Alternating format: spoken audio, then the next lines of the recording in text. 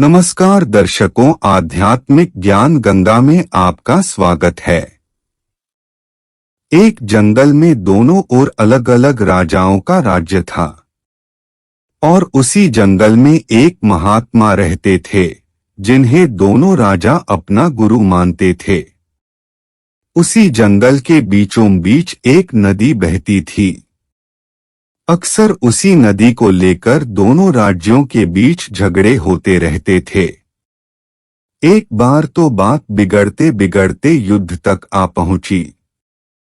कोई भी राजा सुलह करने को तैयार न था, सो युद्ध तो निश्चय ही था।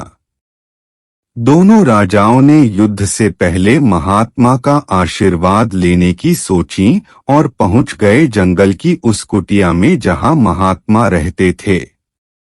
पहले एक राजा आया और उसने महात्मा से युद्ध में विजय का आशीर्वाद मांगा।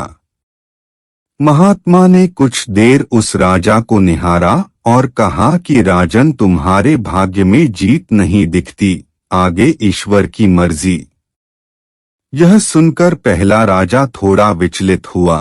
फिर उसने सोचा कि यदि हारना ही है तो पूरी ताकत से लड़ेंगे, परंतु यूं हार नहीं मानेंगे, और अगर हार भी गए तो हार को भी औरों के लिए उदाहरण बना देंगे, परंतु आसानी से हार नहीं मानेंगे।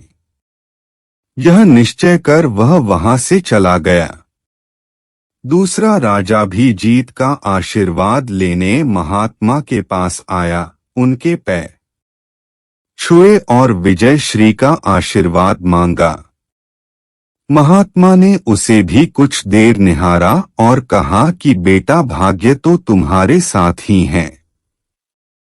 यह सुनकर राजा तो खुशी से भर गया और वापस जाकर निश्चिंत हो गया, जैसे कि उसने युद्ध तो जीत ही लिया हो। अंततः युद्ध का दिन आया। दोनों सेना एक दूसरे के आमने सामने थे। युद्ध का बिगुल बज गया। युद्ध प्रारंभ हो गया। एक तरफ की सेना यह सोचकर लड़ रही थी कि चाहे किस्मत में हार हो पर हम हार नहीं मानेंगे, हम अपना सर्वश्रेष्ठ कोशिश करेंगे, अपना सर्वस्व झोंक देंगे। और वहीं दूसरी तरफ की सेना एक निश्चिंत मानसिकता के साथ लड़ रही थी कि जीतना तो हमें ही है, तो घबराना कैसा। लड़ते लड़ते दूसरी सेना के राजा के घोड़े के पैर का नाल भी निकल गया और घोड़ा लड़खड़ाने लगा, पर राजा ने ध्यान नहीं दिया, क्योंकि उसके दिमाग में एक बात चल रही थी कि जीत मेरे भाग्य में है ही, फिर किस बात की चिंता। कुछ ही क्षण बाद दूसरे राजा का घोड़ा लड़खड़ाकर गिर गया, जिससे राजा भी जमीन पर गिर गया और घायल हो गया और वह दुश्मनों के बीच घिर गया। पहले राजा के सैनिकों ने उसे बंधक बनाकर अपने राजा को सौंप दिया। युद्ध का निर्णय हो चुका था। युद्ध का परिणाम बिल्कुल महात्मा के भविष्यवाणी से उलट था। निर्णय के बाद महात्मा भी वहां पहुंच गए। अब दोनों राजाओं की बड़ी जिज्ञासा थी कि आखिर भाग्य का लिखा बदल कैसे गया। दोनों ने महात्मा से प्रश्न किया कि गुरुवर, यह आखिर संभव कैसे हुआ। महात्मा ने उत्तर दिया, राजन, भाग्य नहीं बदला, वो बिल्कुल अपनी जगह सही है, पर तुम लोग बदल गए हो। उन्होंने विजेता राजा की ओर इशारा करते हुए कहा कि अब आपको ही देखो राजन, आपने संभावित हार के बारे में सुनकर दिन रात एक कर दिया।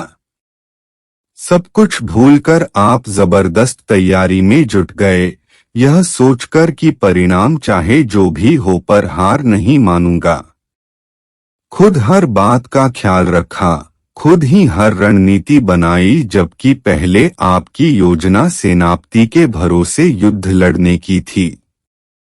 अब महात्मा ने पराजित राजा की ओर इशारा करते हुए कहा कि राजन, आपने तो युद्ध से पहले ही जीत का जश्न मनाना शुरू कर दिया था।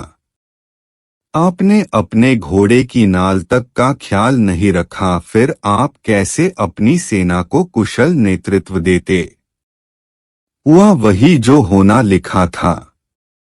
भाग्य नहीं बदला, पर जिनके भाग्य में जो लिखा था उन्होंने ही अपना व्यक्तित्व बदल लिया, फिर बेचारा भाग्य क्या करता। कहानी सुनने के लिए धन्यवाद। यदि कहानी पसंद आई हो तो इसे लाइक शेयर जरूर करें और चैनल को सब्सक्राइब करना न भूलें।